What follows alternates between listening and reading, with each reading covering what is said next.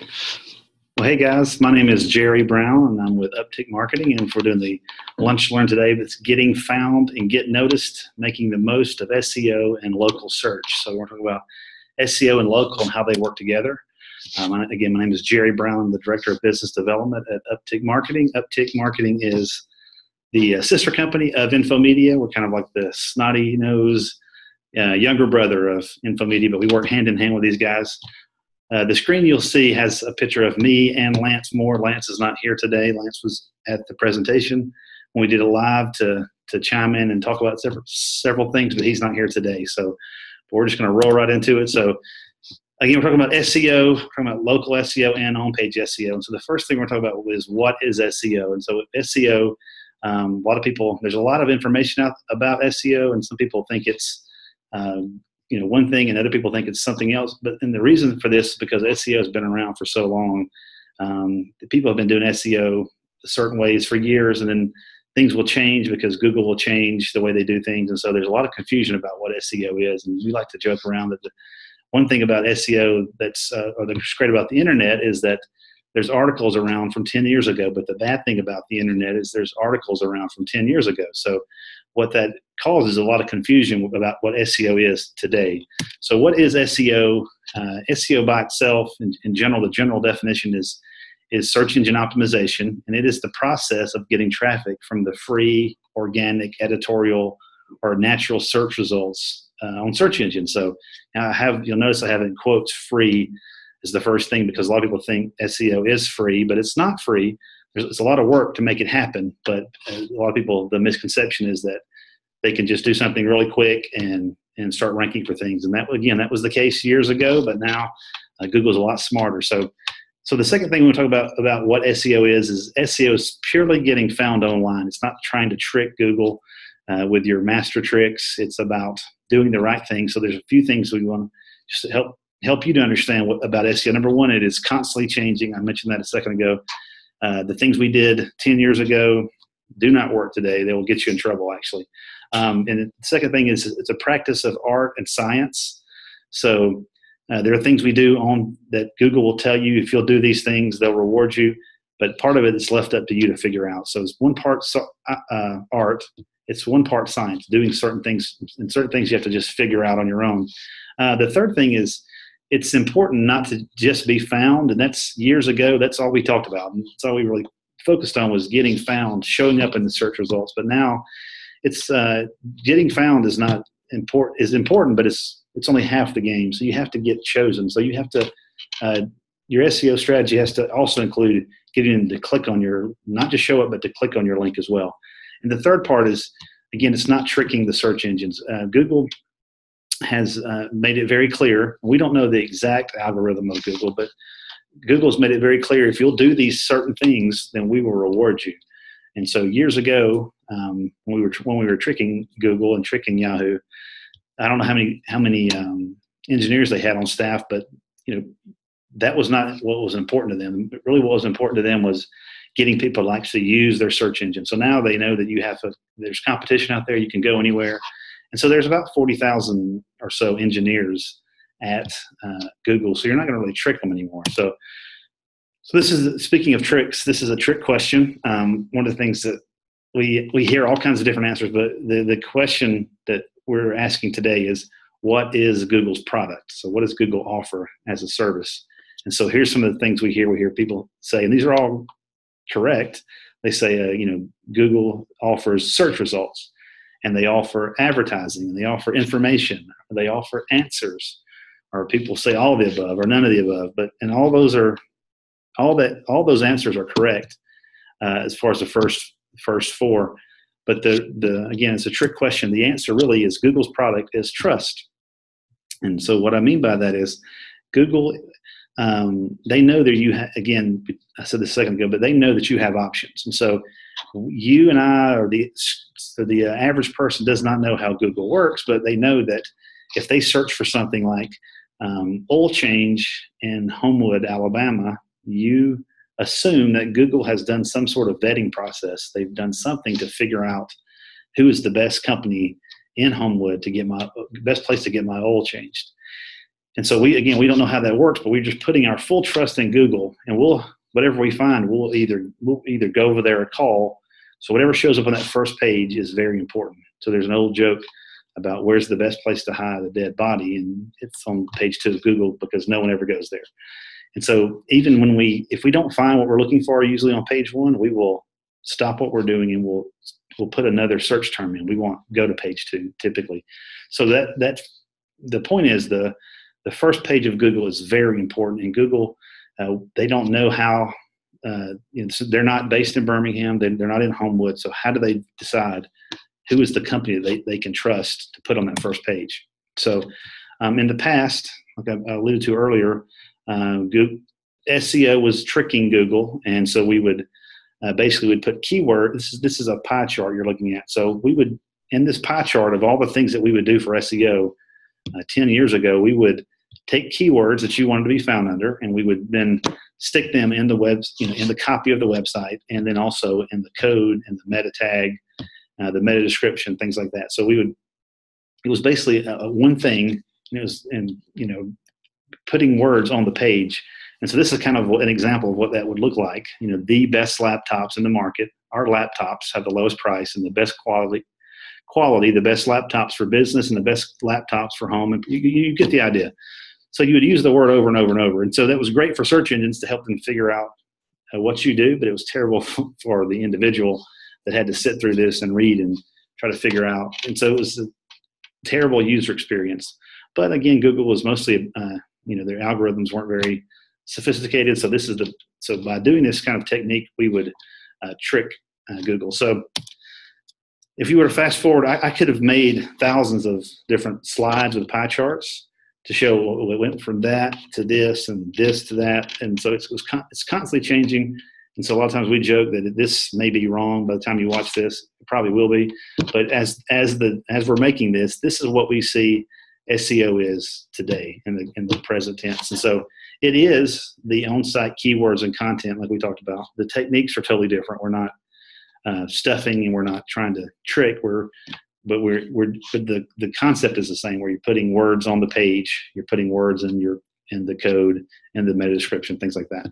But also an important piece now is links to your site. Links have always been important, but it's still a big piece. But what we're talking about today is getting links from local directory sources and optimizing the local links. And so I'm going to talk about that here in just a second. But the third thing is things like fresh content. That's super important. And we like to keep fresh content on websites by blogging. So it's a very easy way to do that. And Google, so a lot of people will say, well, why does Google like fresh content? Are they trying to just make me do a bunch of work? And the truth is, the reason they do this is they're not trying to make you work, but they want you to prove that you're a thought leader. And so they feel like if you're putting out new content on a regular basis, you're a thought leader, you're able to help the customer, and you know a lot. So since Google is not in Homewood or not in Birmingham, they don't know if you're the best company to work with or not. So all they can do is look at these touch points that they can get their hands on, and one of those is fresh content. So the next thing is social media interaction. So if you're involved in social media, you're talking to your customer online through social media, you're probably taking care of the customer. Google says, well, these guys are probably doing the same thing offline too. So again, this is not fair necessarily, but this is the access, the data they have access to. And then a big piece something we can't control is the age of your domain. So the age of your URL. So if we do all the great SEO in the world and your domain is brand new, it's not going to be, it's not going to be as powerful as if you had an older domain and we were doing this stuff as well. So, and then even things like where you host your website, if your site is on GoDaddy or on a more trusted site. And the reason that they're looking at things like this is two reasons. One, if you are trying to scrimp and save money on a domain, hosting a domain, you're trying to save $5. Once they look at that and they say, well, this is their website, and this is their marketing platform, the center of all their marketing, and they're trying to save $5. So that's how that's looked at. But also, places like GoDaddy, they're hosting your website on a box with 10,000 other websites. And so if one of those sites get hit or go down, say there's child pornography on there or some kind of other illegal activity, the federal government can come in and shut down that entire box. And when they do, you lose your website. You can't get it back. So it not only is the illegal activity website gone, but so is your website for the majority of time. So Google's looking at that kind of stuff too to see, are you in a good neighborhood? Are you hosting your website in a good neighborhood on someone that can serve your website quickly? Because they know that if someone's visiting your website and it won't load very quick, then they're going to leave. And so you would never blame Google on that, but you would think the website's no good. But Google doesn't want to give you a reason to go to use another search engine. So because a lot of people don't understand how that works. All they know is that Google loaded and then they clicked on a link in Google and it didn't work. So, and then finally things like site engagement. This is like time, how long people spend on the website. It's things like, are they clicking on your calls to action? Are they sticking around? Even things like, is your site built in responsive design? And so is there a good experience for people on their phone and good experience for people on their tablet? So all these things, and there's other things too, but these are the big ones we see right now. And we do see, we'll talk about this here in a second, but reviews are becoming a big part. So we almost included that. We're not ready to include that yet in the pie chart, but it's coming. So this is the point of our presentation, or when we sit down with a client, where someone I've never seen anyone get angry, but they get kind of upset because they say, well, there's a guy down the street. He used to work for us, and we fired him, or he left, and he doesn't know half of what we do. He's very bad at what he does, and we're good, but he's killing us on the search engines. He's getting all the traffic. He's getting all the he's getting all the rankings, all the traffic. He's only been in business for 5 years, and we've been in business for 40 years, and that's not fair, not right.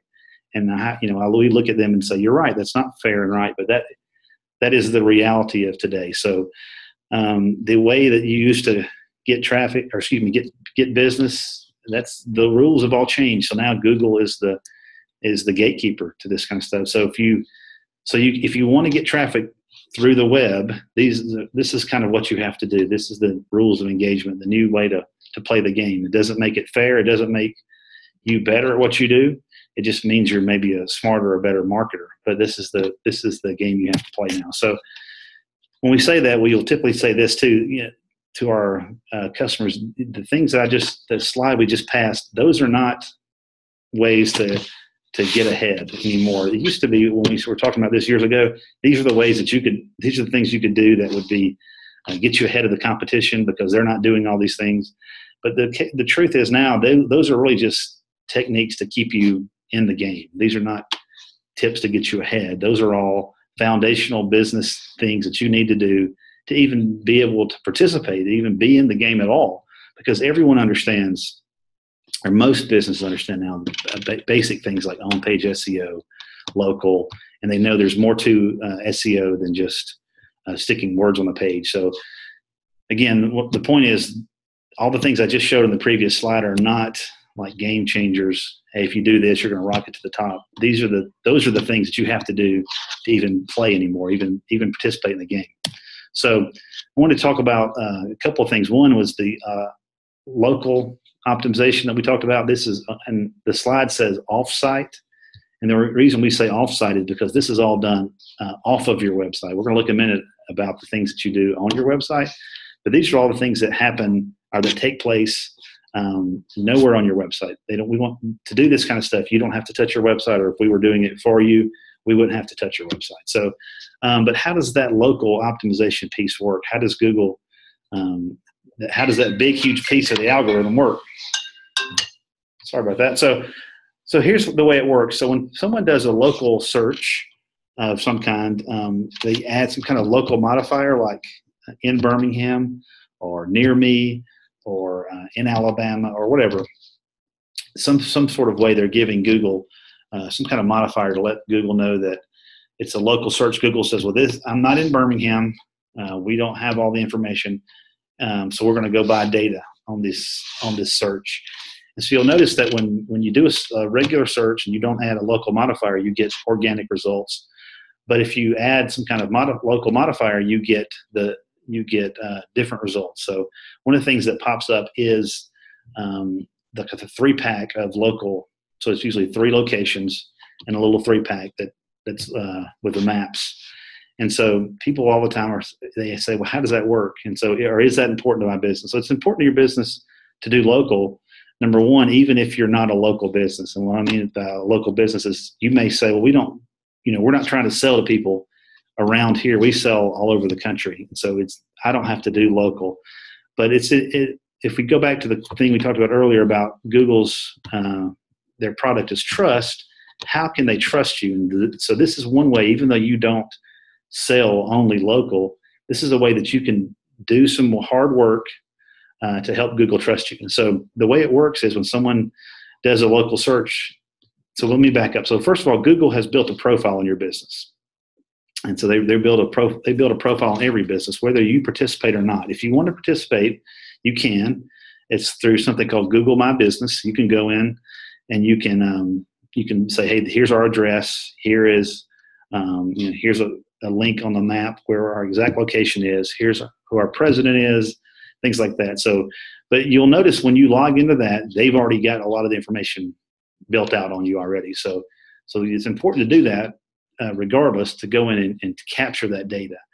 So, but what will happen, the way this works is Google has built that profile. You can choose to participate or you can choose not to participate. But when someone does a local search based on in your area for what you do, Google is going to go out and they're going to buy data on you. So we've identified 4 big data providers that they could buy data from. These are not secrets, but there's probably the information is out there who these people are, but it's not like something somebody would have ever heard of or that you would know to participate with. But again, they have built these 4 big data providers that Google's buying from they've built a profile on you as well, just like Google did. And they do this because they want to sell that data to Google. And so a lot of times this information is bad because they're getting it from places like your credit report or your phone bill or something like that. So since you're not participating, there's no way to know if this information is right or wrong. And so a lot of times it will be wrong. Sometimes it's very wrong, especially if you've ever moved. If you've ever moved businesses or you've ever had to change something basic like your phone number, this information could be wrong. So not only are these 4 big data providers building a profile on you without you participating, they're also buying data from smaller data providers. And there's about 28 to 30 that we've identified, that we will identify for each business. But they're different. They're not the 4 solid same ones every time. These are different ones because some are based on your industry that you work in, and some are based on your location of your business. But they're all sending signals. They have data profiles built on you, just like the big 4 big ones. Just like Google, they've all built a profile on you. And they do this because they want to sell their data to the big data providers who will then sell to Google. So their profile, their information is usually really bad. And so it can be way off. It could be they got this information from another website. They got it from a trade show you went to in Chicago, or someone from your company went to 6 years ago. And so they have the person that went to the trade show as the president because that's the only name they have. So anyway, the way this works is when someone does a local search, Google will go out and start buying data from these guys, and he's comparing it very quickly. In an instant, it's trying to decide if this information is the same. So it will go through and little small things like spelling out the words, like the big data provider may have you at 123 Main Street, Suite 100, but it's spelling out the word street. And then the other data provider has 123 Main Street, but it's not spelled out. It's abbreviated ST. And then the other one has a different phone number, or it may have something like Suite 100 is the word suite spelled out, and the other one has pound 100 instead of writing the word suite. So even little things like that can make Google say this information is not the same. So it'll go through and start comparing all the data and quickly decide if you're a company they can trust based on this data. So what we do is we go through and we capture every one of these every one of these data providers. And we will joke around sometimes. This is not brain surgery, but is super important, and it is very time consuming. It takes us about 3 months to do it all because every bit of this is done by hand. We can't just submit information. But what we're doing is we're going and we're capturing each database. We're making sure that all the information is exactly the same. First of all, it's all correct, all the same, and it all matches up to the letter, spelling out the word street, making sure the phone numbers are the same. So that's part of the algorithm is the information being the same. Another part is it being filled out completely. So sometimes people will have this small data provider. He'll only have 50% of the information, and even though it's correct, it's not filled out completely. So if they'll accept 9 photos, we're going to go in and we're going to make sure that if we give them 9 photos, because that's part of Google's algorithm too. Is the information correct, and are the directory and information filled out completely? So why does this help? And it helps because you're doing a lot of work to help Google trust you. So you're saying, I'm going to do all these, I'm going to jump through these hoops to make sure that when you go out to buy data on my company, it's all the same and you can trust me. So this is a big piece. And again, all this is done in these directories. It has nothing to do with your website. So then the next piece is, how do you optimize your website for local? Because you can do all this stuff off of the website, but it needs to match up with what your website says as well. So there's about 6 or 7 things here that we recommend that you do on your website. And these are things you can do yourself. Almost all these you can do yourself without us. You don't need help to do this stuff. If you have access to some sort of content management system, like WordPress, you can make changes to your website. You can do this stuff yourself, and you can do this stuff in a couple of hours. It'll help greatly. So number 1 is to include the city name and the state in your meta title and description. And so the meta title is the little piece of code, but it's the first. Google sees it as the first line of copy on your website. So when you roll over in your browser and you roll over a tab and it tells you what it says in that tab, that is your meta title.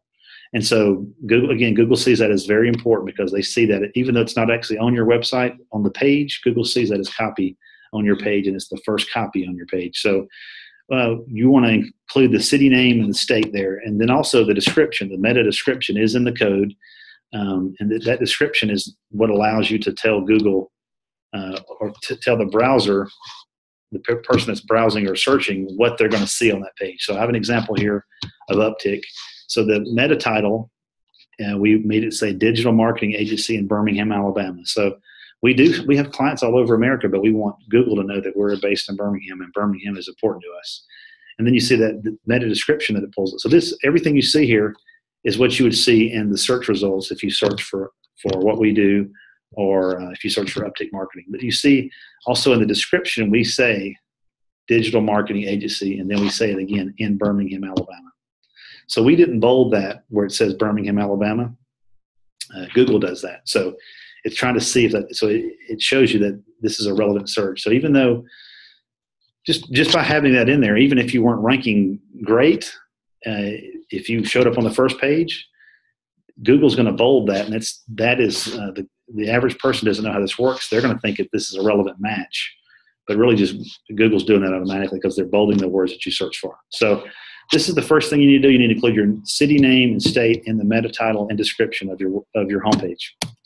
The next thing you want to do is you want to include content about the city on your About Us page, and also in the meta title and description of this page. So not only do you want to do the same thing you did on point number 1, but you also want to include something about the city on that About Us page. So you'll notice here on UPTICK's page, it says we are a digital marketing agency headquartered in Birmingham, Alabama. So that's part of who we are. That's part of our story. We didn't have to go into it a whole long time, but it helps Google to read that copy on the page and say, okay, they're in Birmingham. Next, you want to optimize the website for local by creating a unique page for each location. So this is important. A lot of times people have multiple locations, and they'll just put all their locations on one page. And so one of the things that people don't understand or know, I think a lot of times, is that they think that websites rank, but websites don't really rank. Pages are what rank. So if you have a page dedicated to each city that you're in, each location, it allows us or you or whoever is helping you with this to optimize that entire page about that city. So you want to make sure that if you have multiple locations, that you create a page just for that city, and then do the same thing we talked about on the About Us page as well. You want to include content about the city. You want to include in the meta title and the description the city name and the state. The next thing you want to do, and this is kind of most people do this now, I think, but this is include your business name, the address of your business, and the phone number in the footer of every page. So you see Infomedia is doing that here. What they could do actually would help is to just add the word Infomedia maybe to the left of their address, but do it in a font. So, or excuse me, not in a font, but in text. So, but still, the point is they have Infomedia all over the page, and the main thing is the most important part is they have the address, the city, and the phone number and the zip on every page. The next thing you want to do is you want to optimize your site for local is to include the business name, address, and phone number, plus an embedded map on the Contact Us page. So a lot of times they'll have a Contact Us page, and it'll just be a phone number and a form to fill out. But you don't want to do that. You want to make sure that on that page is your address, is your phone number, is your company name, what you do, if possible, what you do, or where you are, like we did here. We said UPTICK Marketing in Birmingham, Alabama. So, but again, you see our address, you see our suite number, our phone number, the zip code, the city, the state, and then it's hard to tell, but at the bottom we have a little Google map that's embedded in there. So Google favors that, but they like that because number one, you're using a map that people can actually find how to get to your website, but also you're using a Google map. So they like it when you use their products and tools. So, and one of the things to think about for SEO is that if you almost never go wrong if you're trying to do something to make the experience better for the customer. So SEO is part art and part science, and it's also two parts. It's part, you're partially building it for a robot or a computer, which is Google, but you're also building it for people. So if you can constantly keep in mind what would be the best thing to help the person that's searching find me better, or how can I help them go overboard helping them, then Google's going to like that. Just like the example here, there's a map they can click. They don't have to come here and then copy and paste the address into a browser, into Google or to another browser or another tab, and then try to do the search. The map's actually built in for them. So the next thing is you want to point your Google My Business page. We talked about it earlier.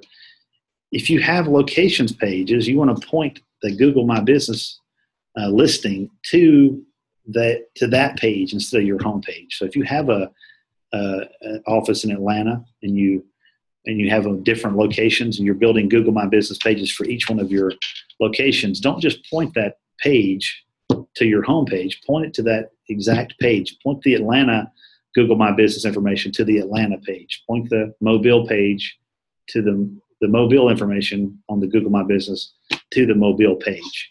And so this is super easy to do. If you have already controlled your Google My Business page, you can go in there, make a change in about 10 seconds. And next is you want to optimize your website for local by using local schema information. So what is schema? A lot of people get confused about this. This is a language that Google understands.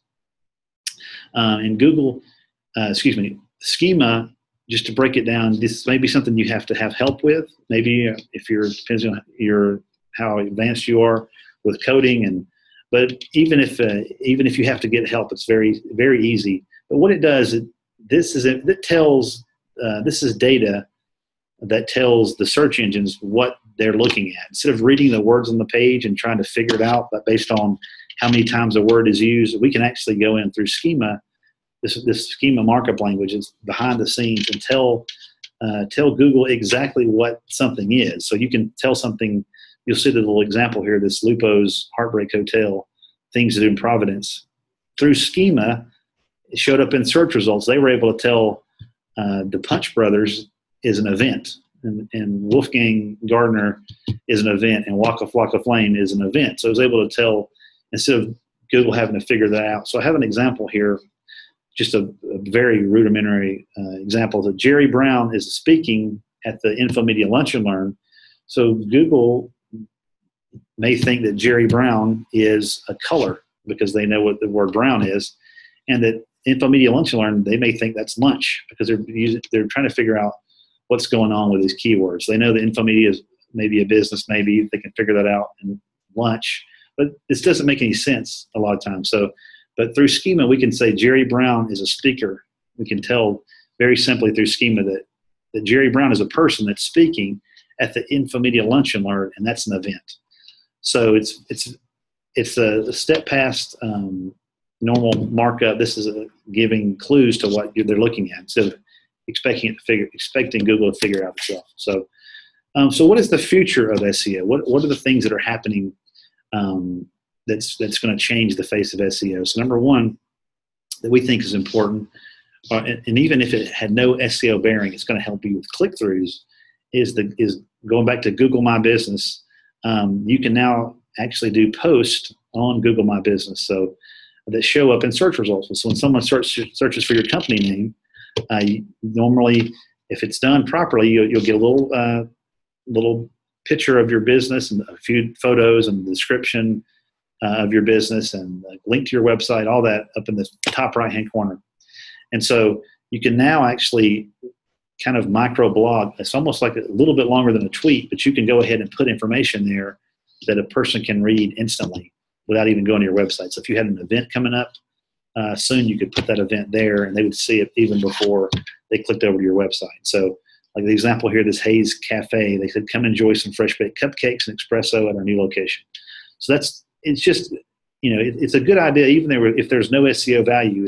If someone's looking for your name, it allows you to have more real estate on that page and go ahead and push the message you want out there instead of somebody else's message. So, and these posts will usually stay up about, I think it's 7 to 10 days. I can't remember that they've changed it. So, but anyway, so you can think about a week or so that post is going to stay there and then it's going to disappear.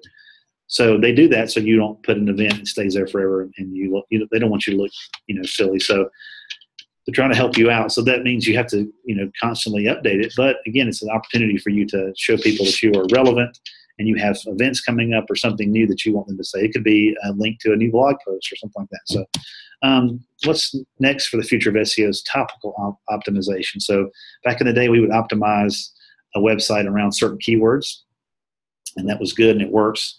But now Google is moving towards more of a optimization where it's based on a topic. So you don't want it's not about how many times you can get that word on the page, but it's different angles about that topic. So going back to oil change, if you were if that's what you did here in town, you may want to talk about oil changes, and you may want to talk about other things to do with cars. Because really, at the end of the day, if you're an oil change place, you really want to be considered an expert in car maintenance. So not just oil changes, I'm sure. So you could talk about car maintenance. You could talk about oil changes. You could talk about rotating your tires, basic services that you do. So you really want to talk about topics and be an expert in a topic. We talked about this earlier about Google likes people that are thought leaders. So by doing topical optimization, you're able to show that you're a thought leader, not just drilling down to one thing. The next thing that I said this earlier that we thought about even putting that in our pie chart is reviews. And so Google loves reviews because people love reviews. And again, I said earlier that if you think about helping the customer and if your main goal is to help the person that's visiting your website, then Google likes that. So Google knows that most people like reviews and will read reviews. And so they're using reviews as a signal now to a couple of things. Number one, are you getting reviews? Number two, are you responding to reviews? Because Google doesn't like it. Even if you get a great review, they really don't like it for that review that's a good review to sit out there without you saying, thank you, I appreciate that good review. Or if you have a bad review, if you just ignore it, hope it's going to go away, Google doesn't like that. So there's two parts to this. Number one is getting reviews, and then the second part is responding and replying to any reviews, good or bad. And so we do have tools that will help you do both. But this is coming pretty quick, and it's all based around the user experience. What makes an experience on your website good for a customer? The next thing that's coming is voice search. So a lot of people have the Amazon Echo, they have the Google. I can't remember what the Google. It's Google Home, but more and more people are doing voice search. They're actually speaking into their phone. They're doing the Echo, and so this is changing the way search works as well. We're not sure exactly where it's going to go, but we do know that people are trying to cheat the system right now, and they're They're optimizing their website or different pages for things like OK Google or Siri. They're using these words in some of their pages, and they're ranking for them. I know that Google will figure this out soon enough, but as of right now, it's kind of a funny technique that people are using. That goes back to the thing we talked about earlier, which is cheating, or trying to trick Google. And so those things work for a little while, but they eventually they stop working, and it becomes a waste of time. Then you have to go back and correct all those things. So our goal is to do everything we do SEO wise. We want to do what's called white hat. So in the beginning of SEO days, there was white hat and black hat, which stands what you think the good guys and the bad guys. The good guys wear the white hat, and the bad guys wear the black hat. And so everything we do, we don't want to get you in trouble. We don't want to get ourselves in trouble. So everything we do SEO-wise is best practices, white hat stuff. So next thing is rank brain. And so what rank brain is we see this coming faster and faster. This is where Google is trying to anticipate what you're asking and what you're thinking about.